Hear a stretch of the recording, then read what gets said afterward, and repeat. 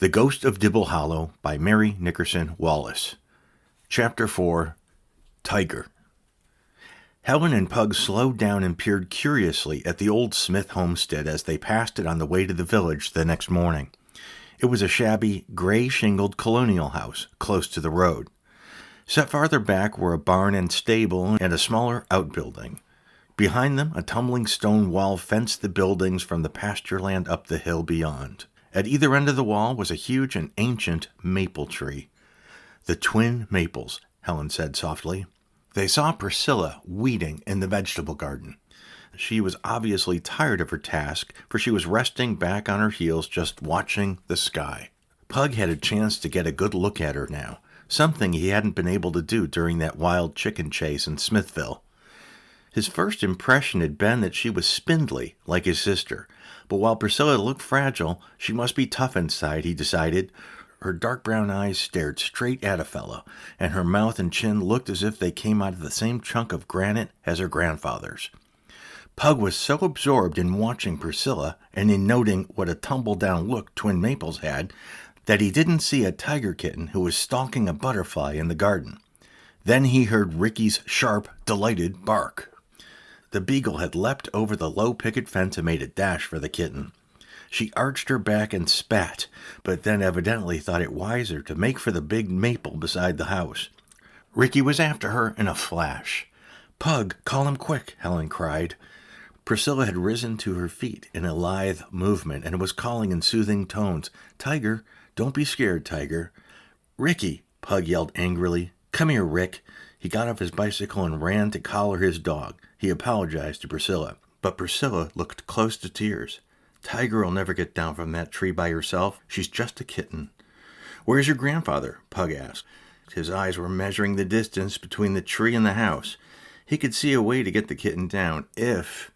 "He's fixing the fence in the back pasture," Priscilla told him. "Can you let me out of that upstairs window?" Pug pointed with his free hand at the south gable above the side porch. She looked back at the field and the woods behind the house. "If you hurry."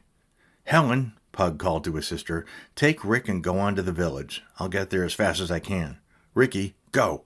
Go!" He gave the dog a shove toward Helen. Ricky knew he was in disgrace, but he looked back hopefully. Pug's voice was stern as he repeated, "Go! Go, boy!" When they were on their way, Pug turned to follow Priscilla as she ran lightly up the stairs to the south gable. "This is Grandpa's room," she said. "Do be careful, but hurry. I don't think I ought to let you do this. You might get hurt. But I guess Grandpa used to climb out that window." "Poor Tiger." "I'll get her," Pug promised. He slipped through the window to the narrow ledge. From there it was not as much of a swing as he had feared to the branch he had chosen to bear his weight. He called softly to the kitten and then was answered by a piteous mew from Tiger. Talking quietly, Pug made his way toward the frightened cat and dragged her from the tree trunk. Sitting astride the limb, he tucked her inside his shirt. She clung as frantically to his bare chest as she had to the bark of the tree. Pug was glad he smothered his own "ouch." For that moment, a man's deep voice roared. "Prissy, what in tarnation is going on here?" A dog was chasing Tiger. "What dog?" Sounded like that varmint hound again, that Dibble dog.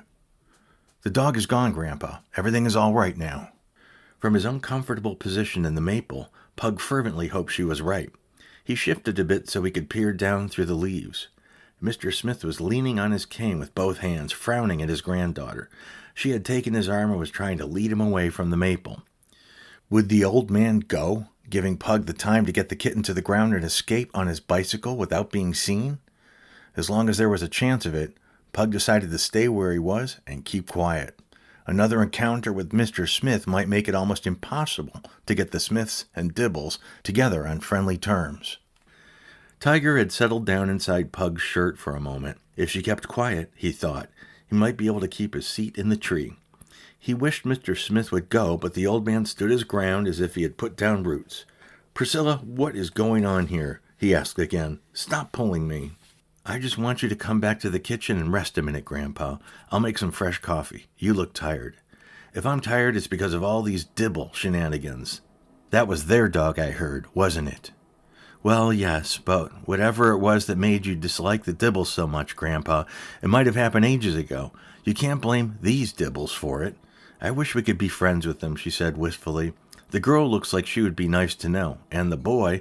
Grandpa Smith pounded the ground with his cane. That boy, he shouted, that boy is the spitting image of Nathaniel Dibble, and when you're friends is when they twist the heart out of you. Any Dibble that sets foot on this place will go out faster than he came in. At that moment, Tiger scrambled from Pug's shirt, and Pug made a grab for her. The kitten yowled. What in tarnation? Mr. Smith looked up, shading his eyes with his hand. Tiger is still up there. Priscilla's voice was choked. Sounds like a full-grown Bengal. He lowered his hand and turned suspicious eyes on his granddaughter. What are you up to, Priscilla? He demanded. It isn't like you to leave Tiger up a tree. He turned away from her and then spied Pug's bicycle leaning against the fence. Whose is that? He asked grimly. Pug admired the way she lifted her chin and said bravely, The Allen boy is up there getting Tiger down. She wouldn't come by herself. Grandpa Smith glared up the tree. Boy, come down here. With Tiger again buttoned inside his shirt, Pug inched his way from limb to limb until he reached the lowest crotch of the tree. I think Tiger can drop from here without getting hurt, he said to Priscilla. Can you catch her? Without a word, she spread her skirt wide. Pug released the kitten, who sailed safely like a flying squirrel.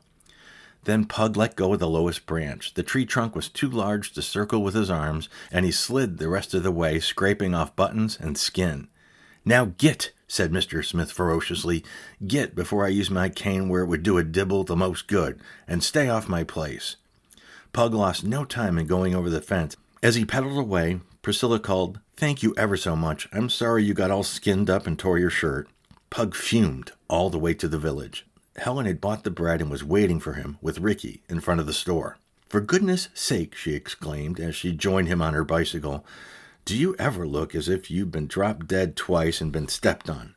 Angrily, Pug told her what happened.